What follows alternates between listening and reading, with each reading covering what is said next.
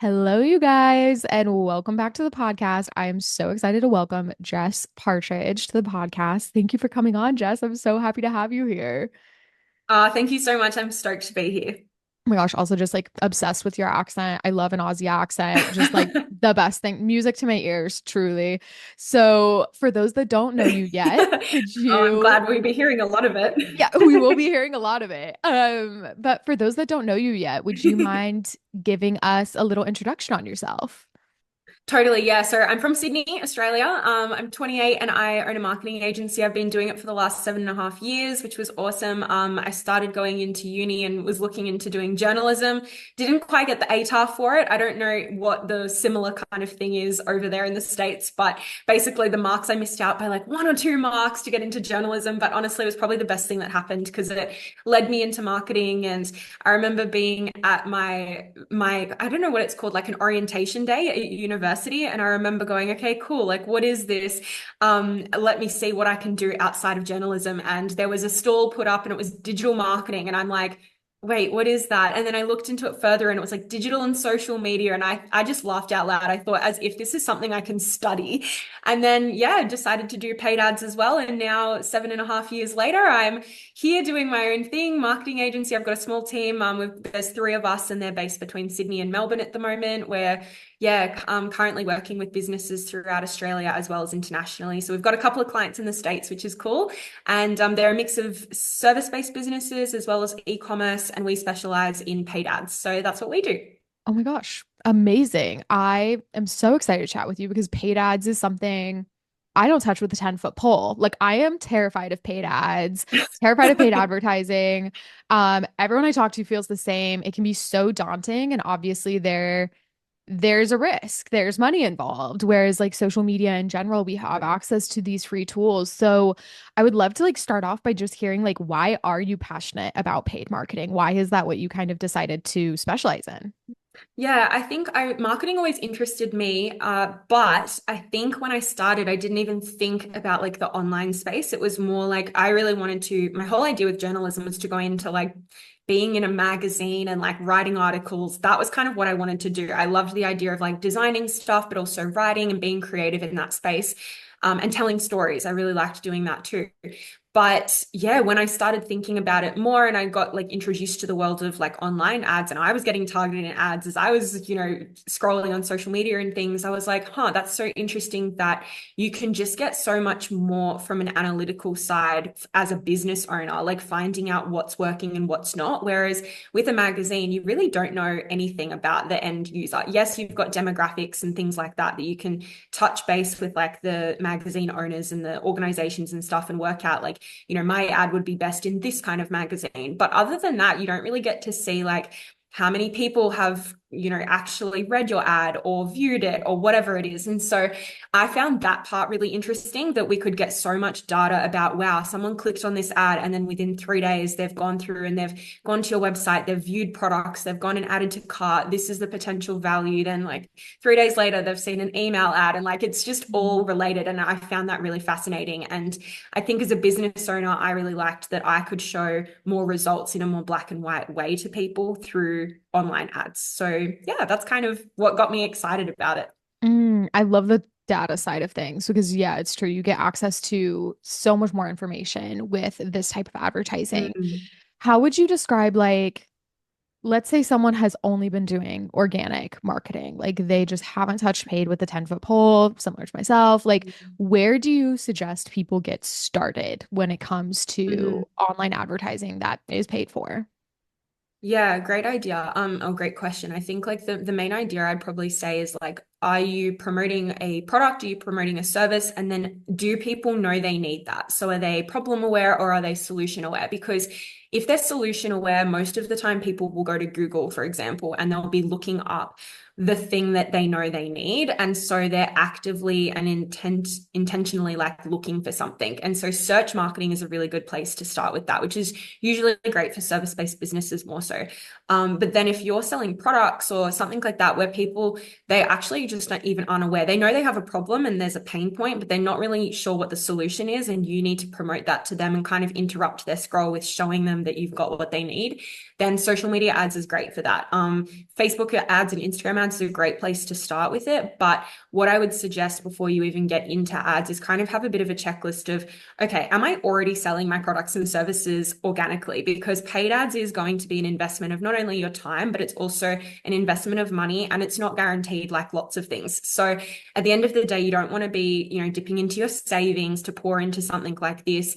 When you are trying to put all your eggs in the one paid ads basket, you want to have a lot of your ducks in a row, so to speak, and already have like your email funnels. Like if you're wanting to build and generate an email list to then sell your products or services to, well, then realistically, you want to make sure that your email funnels and your nurture sequences are all set up, rather than just generating leads through paid ads and then going, oh, well, I've got them on my list, but now I'm not nurturing them. So there's so many things you kind of have to think about prior. But I would say if you're at that space where you're consistently making, 10 to 15K months, and you're like, cool, this is looking really, really good. I'm getting consistent sales organically. I've got really great testimonials. If you're a product-based business, I've got great reviews, great product photography. I've got consistency with my organic socials, and things like that, that you've really kind of hit the nail on the head with all of that stuff, and you feel pretty confident with how that's tracking, then paid ads is a great way to kind of add fuel to that fire that's already burning really well. And that's kind of what I like to say to a lot of leads that chat with us is like, this isn't something where I want you, like startups, yeah, sure, you can pour a lot of money into, ads to try and get your brand out there. But at the end of the day, you have to think about yourself as a consumer. When you see ads, what are you looking for? If you've never heard of a brand name before, you're probably going to do some stalking. And if it's a brand new Instagram account, you'll be like, oh, okay, like I might follow them along, but like they've only got 15 followers. They don't really have any reviews. So you kind of have to do all of that stuff first. And paid ads is one of those really important things you add on later down the track. Amazing. I love the clarification too that it's like something you do once the ball's already rolling. Because I think people get Mm, really, I've had clients come to me that are like, hey, I'm just starting up my business. Like, I'm not getting inquiries. Like, let's talk about paid ads. And it's like, well, I think there's other things we could do first before we like you said, like dip mm, into our savings in order to get the ball rolling with ads. So let's say someone is at that point though, the ball is rolling. They are bringing in, these 10 to 15K months. Where do you start? Like, what does that look like? It can be so intimidating to understand the back end. And I feel like in line with most marketing systems, it's changing often and yeah. it's improving and it's pivoting. Like Mhm. what is online, like what is paid advertising looking like right now? And where can people kind of get started with that? Yeah, there's so much information for free out there. Like, do have a look on YouTube first. There's free courses. I mean, Facebook ads, Google ads, Pinterest ads, TikTok, they all have their own platforms, documentation as well. I would, if you have time to do it yourself, I would 100% DIY. And that's what I recommend to people until they're probably generating like 30K plus months, where they can then invest about $5,000 into ad spend and ads management fees. I wouldn't be looking at outsourcing it to an Mm. agency, because that is going to take away some of the spend that you can put into your actual budget for advertising, because you're paying an agency to do it for you. And even though that's has so many pros as well, I mean, I'm an agency owner, so I'm going to be promoting that as well, but I definitely think it's suited for people that are in that, okay, cool, now I'm going to scale this bad boy up phase, rather than people that are like, cool, this is my first time ever doing ads, I want to dabble in this. If you have 2 hours a week that you can like dedicate to kind of investing time and energy into learning it, I would look at all the free resources first, and then you could always invest in like one-on-one coaching, where it's just, a 2 hour intensive with somebody like myself, for example, that could walk you through actually setting up the ads. And that I think is just invaluable, because even though there's a lot of information out there, as you said, that stuff changes all the time. I used to have a Facebook ads course, and then I parked that after I was like, wow, it's been 2 years and I've had to update this like 4 times. So Mm-hmm. one-on-one training is honestly probably the best part to go about it when you're getting more serious, because it'll be the most up to date. It'll be super personalized and customized to what you need. And that can be really helpful as well. For example, paid ads with Facebook and Instagram, super visual. So you need to find somebody that's going to help you with not only the strategy side and understanding how to set it up and how to use the platform, but you actually need a lot of advice tailored to your product or services around what creatives are going to work. Because at the end of the day, that's really how it targets people nowadays. So Mhm. you need to find someone that would be able to do both. And a lot of the platforms, while yes, they give you pretty generic understanding about, what's working, what's not, that can be super helpful to get personalized information for that. But yeah, I definitely recommend DIYing at the start. And then once you start to get the confidence and you're scaling, I mean, I had a client probably 4 years ago, they were doing one-on-one training with me and they were starting at about that 30K months at that point. They ended up doing stuff themselves, kept it all in-house. 2.5, 3 years later, or maybe, yeah, 4 maybe now, they came back to me and now their business is doing like $350,000 a month, which is crazy. And yeah, they Crazy. sell products over in the States and it's incredible what they're doing. But they are now in the position where they're like, well, holy heck, I really need someone to manage this for me because I can wear all the hats, but they're still a small business. Like they don't have 50, or 100 employees. Like they've got, or actually, I don't know, maybe they have 50, but they certainly don't have thousands of employees that are, Mhm. doing everything. And they're still very much in the business working and doing all the marketing. And so the paid ads has actually become a massive driver for their business and they need to outsource that so that, they've got a team that know what levers to pull and where. So that's what I would recommend, starting with your own training, starting with DIY, and then when you get to the point, start outsourcing it from there. Amazing. What would you suggest to like most of the people that listen to the podcast, I would say are creatives offering services, whether they're Mm. brand designers, wedding photographers, we have a lot of people in the wedding sphere, photographers in general. Where would you kind of recommend putting their money? Like, are there certain platforms that you would suggest that would work best for that? Yeah, I think with service providers, Google is a really good spot for people that are obviously searching. If it's more creative where it's like photography and people are obviously looking for a certain style, then Instagram is probably a really great place. Pinterest ads is great, but that platform is very like long-term strategy Mhm. because people tend to go to Pinterest when they're not even, for example, engaged yet. Like I remember making a wedding Pinterest board when I wasn't even engaged or married. So, I mean, that is kind of a spot where you could target people that are interested in that stuff, but they might not necessarily be ready right now. Whereas with Instagram and Facebook ads, you can absolutely target people that have recently been engaged, for example, or something like Mm, that. So there's some really great ways that you can target people there and visually communicate your style, which is really helpful. Google Ads is always going to be a really great way to try and hone in on the people that are actively searching. But in saying that, you're going to be really narrowing it down to people that are looking. Whereas as a result, you might have people that are in, a journey of being engaged and they only just got engaged and they haven't even thought about wedding photography yet. So they're actually not going to Google yet to look at that. mm, So Facebook ads is a really great way to still target them when they're not quite actively searching yet. So I think, yeah, Meta ads is probably like Facebook and Instagram ads is probably the best spot if you are kind of tight on budget and feel like you want to try to widen as much scope as possible and get as many people in.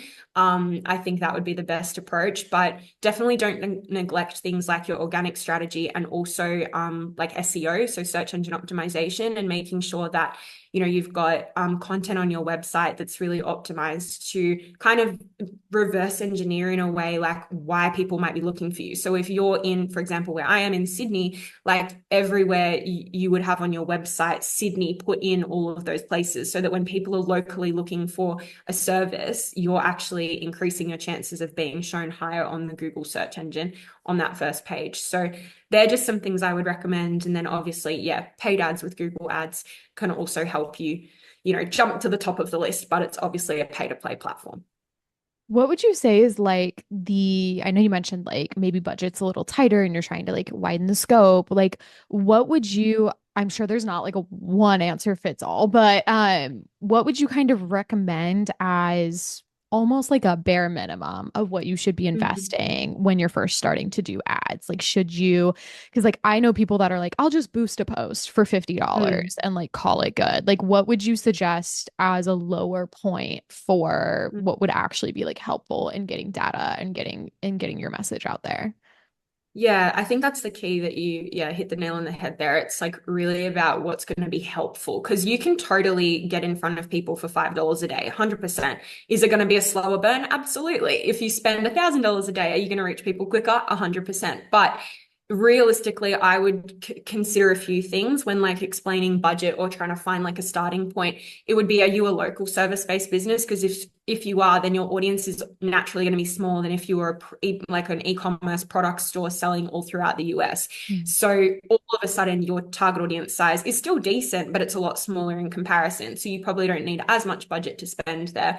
I think as a starting point, I would recommend like $50 a day is a really good part to start, because it doesn't only allow you to then have, enough budget to kind of reach decent amount of people every day, but it allows you to also test different things out. So you can not only test different, campaign structures if you wanted to have a campaign that's focused on lead generation, but then a campaign that's focused on getting purchases on your website, or getting reach and awareness and things like that, or video views. Like you can focus on different campaign objectives, but you can also then focus on different target audiences. And you can focus on different ad creatives being the main thing there. So, if you've only got $5 a day to spend and you've got 5 different ads that you want to show within the one campaign, that $5 a day is getting stretched pretty thin across that, to the point where some of your ads might not even show, because Facebook may decide to just divert that budget, majority of it, to one ad out of the 5. So the more budget you have, the more kind of scope you have to play, and the more opportunity you have to kind of get data quicker, and then decide, okay, this is working, this isn't working. How do I want to scale it? How do I want to bail the ads that aren't working? And what do I want to do to test some things differently as well? What would you suggest is like, that's first of all so helpful. Thank you. That's okay. Yeah, I'm like my brain is like whirring. What would you suggest as like some of the more important factors to pay attention to? Like I know we're talking about like age range, location, relationship status. Like how do you know what to focus on? Like how do you set those Mm. demographics? Yeah, something that, for example, meta ads, because I mean, I feel like that's the one that most people get targeted in and are probably going to start with. So I'll just kind of focus on that one. But I recently, or in the last, when I say recently, in the last like year and a half, 2 years, AI has obviously become a lot more paramount in a lot of different areas, particularly with advertising. And with meta ads, they focus on this thing called Advantage Plus, which is essentially a way where you can leverage the machine learning of Facebook to find people that are your target audience. So it's the platform basically wants you to go as broad as you possibly can. So if you're a wedding photographer and you're focusing on, I don't know, Oregon and like the surrounds, for example, well, then you might want to just focus on the radius, like the location, and then maybe a minimum age. And then that's pretty much it. You don't even want to layer it with things like your interest or people who are newly engaged or something like that. You actually may just want to keep it quite broad, and then focus your creative targeting. So what I mean by that is your ad creatives are really going to speak to your target audience through the visuals, through the copy, through anything that you're saying in the direct to camera, anything like that. That is really going to be what helps when your ads get pushed out to people. It's going to stop the scroll, hopefully, of the people that are your target audience. And as a result, the machine, like meta ads, continues to learn about who is engaging with this. And now let's go find people similar to that. And so that all can really help tell the platform who it's going to be wanting to deliver your ads to. And not only that, but if you've been running ads in the past or for a little while, you'll also have what's called like conversion history data as well. So if you have what we call a pixel, which basically just tracks people's behavior on your website, if you have that installed, which I would highly recommend to, then you can have things like people filling out your inquiry form, and then track all of that stuff. So Facebook can go, cool, this is the stuff that we're actually wanting to find. We want to find people that are most likely going to go to my website and fill out the inquiry form and contact me. And so all of that information that you tell Facebook, that's called kind of like what you're optimizing for, the campaign objective and like the event that you're wanting to deliver the ads for, as well as the creative targeting, all coupled in with that AI that it's using, will allow you to kind of reach the right people, which is really great. But that's where creative testing and testing different types of ads, messaging, that all helps, because you'll be able to then attribute, cool, I got 10 leads this week. 8 of them came from this carousel ad and 2 of them came from this video ad. So let's keep pouring more money into this carousel ad, and let's maybe remove some of the other ads that aren't working. We'll focus on creating new versions of that once maybe the frequency gets too high, which just means that people have seen the ad a bit too much and we're starting to get some ad fatigue. And now we need to kind of look at changing it. So that was Mm. a long-winded response, but hopefully that's No, helpful. that was so helpful. I didn't even think about the AI of it all and that that's a thing now in the marketing world and with ads and that it's analyzing those things. Like that's so helpful to Mm. have that perspective almost on what's performing and who's viewing it. That's incredible. Yeah, totally. With Google Ads, it's like completely different in the sense what you do still have the opportunity to target people based on interests and demographics and things. But obviously with search campaigns, it's very heavily reliant on things like keywords. So you're obviously targeting people based on what they're actually searching for, which is super Mm. helpful as well. And you wouldn't worry really about layering that too much with other things like gender or anything like that, because you're kind of like, well, if they're searching for it, they're obviously interested. So yeah, that's kind of a little less it's more keyword focused over there. That totally makes sense. Yeah. I'm like, I love that we have like these two options of like one that is a little bit almost like more creative and intuitive, and then one that's like, no, they're Mm. literally searching for this. They're ready to go. They're looking to Exactly. purchase. Yeah, no, that's amazing. I'm trying to think of I like have so many questions and I'm like, where do we begin? When people have, let's say they've run their first ad or their first couple ads, what data do you suggest they look at to analyze in order to make decisions moving forward? Like, are there certain stats that are more important than others? Yeah, definitely. The key one I'd be thinking of would be your cost per acquisition. So how much is it costing you to actually acquire someone to fill out your inquiry form or to sign up to your email list? If you're a product-based business, how much is it costing for the purchase?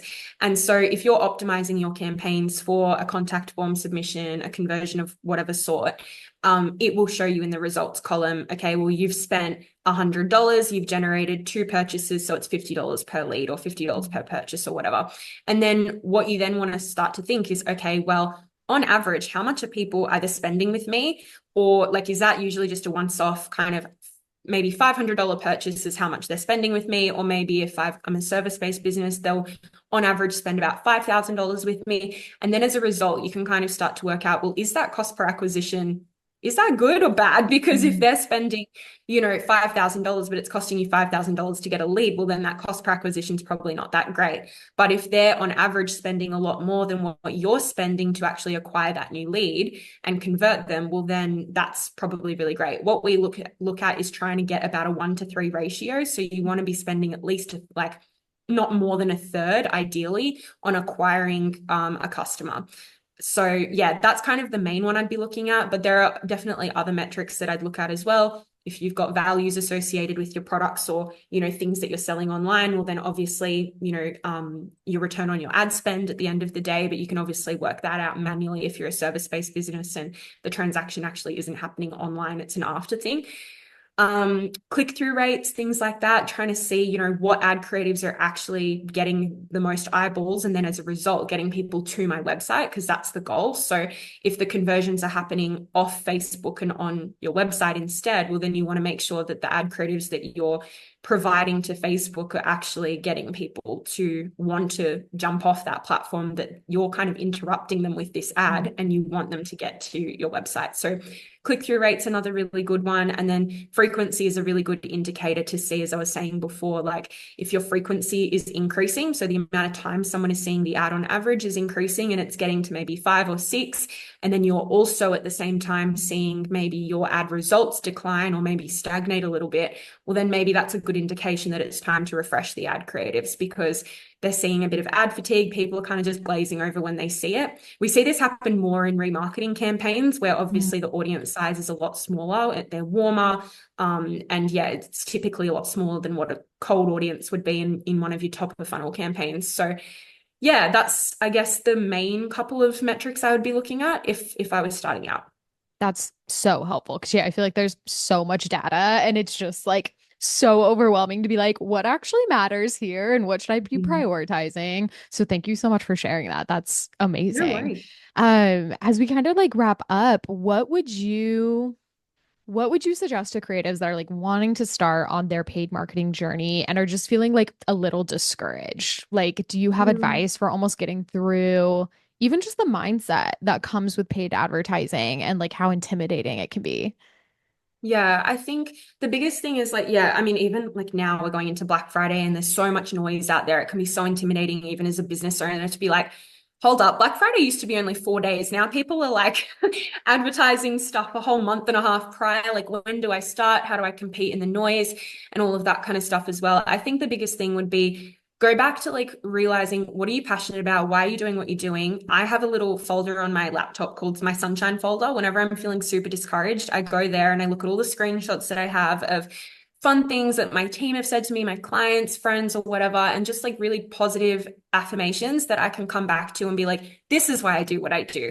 So that then that kind of filters through into your content and you being passionate about creating and actually getting back to doing what you love, but realizing that you're kind of hitting that burnout because paid ads is that other, aspect of wanting and needing to create more content and kind of needing to create a lot of it because even though it feels great that you're kind of getting maybe something a little bit on autopilot where you've got a campaign and you've got ads running and that's great. I don't have to create and post every day. It is still another channel that you're going to have to create content for with the kind of view that these people don't know you. So you're going to have to work a little bit harder to get their attention. And that can be really quite intimidating. So I would 100% kind of be looking at what's your story, what's your why, and leading with that and not being scared to kind of share who you are so that you actually stand out from the crowd when it comes to your paid ads. Don't overthink it in that way. Just test, see what sticks, see what's working, and then just keep kind of changing and testing from there. It's never a set and forget with paid ads. So I would highly recommend just kind of going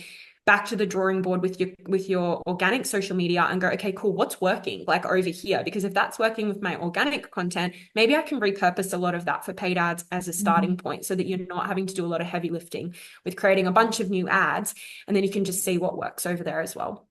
Oh, amazing. Thank you so much, Jess, for coming on. This has all been so informative and so helpful. I so appreciate you coming and sharing all your knowledge with us. Oh, you're so welcome. Thanks so much for having me, and I'm glad this was helpful. No, it was incredible. And obviously, we'll link all of your information in the show notes, but could you let us know where everyone can find you online? Yes, amazing. We're actually going through a rebrand at the moment. So Exciting. maybe depending on when you listen to this, it could be different. But at the moment, you can find us at JES Solution Marketing. We're on Instagram, Facebook, TikTok, all the places. So yeah, you can find me there. Otherwise, if you want to connect with me personally, just it's Jess Partridge on Instagram and you can send me a DM. So yeah. Cute. Oh my gosh. Well, thank you so much for coming on and sharing everything. And thank you guys for listening. And we will see you next time.